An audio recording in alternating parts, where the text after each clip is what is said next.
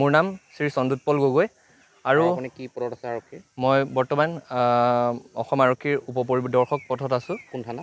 মই বশিষ্ঠ আৰক্ষী থানা।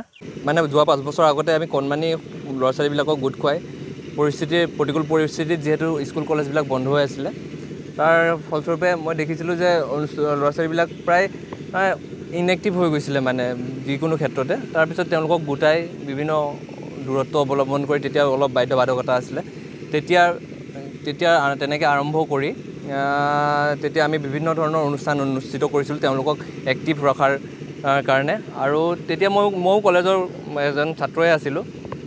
তাৰপিছত তেনেকৈ কোনো ধৰণৰ ইনভেষ্টমেণ্ট বা একো নোহোৱাকৈ আমি তেওঁলোকৰ মাজতে খালি গছপুলি ৰোৱা বা কেনেকৈ চৰাই কিয় মাৰিব নালাগে বা লেতেৰা পৰিৱেশটো কেনেকৈ চাফা কৰি ৰাখিব লাগে সেইবিলাকৰ ওপৰতে আমি ধ্যান দিছিলোঁ। তাৰপিছত লাহে লাহে আমি বিভিন্ন ধৰণৰ দিৱসবিলাকো উদযাপন কৰিবলৈ ল'লোঁ।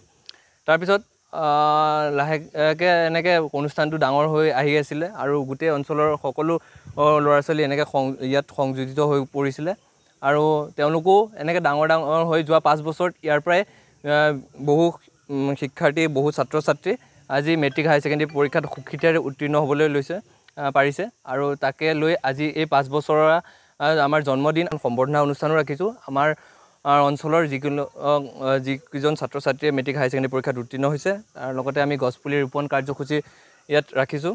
আৰু এখন প্ৰতিযোগিতা, চিত্ৰাংকন প্ৰতিযোগিতা আমি আমাৰ 5 বছৰীয়া জন্মদিন উদযাপন কৰিছোঁ। আৰু এনেকৈ আমি কণমানিবিলাকক লৈ পেলাই বিভিন্ন ধৰণৰ অনুষ্ঠান আগলৈও কৰি যাম বুলি আশাবাদী।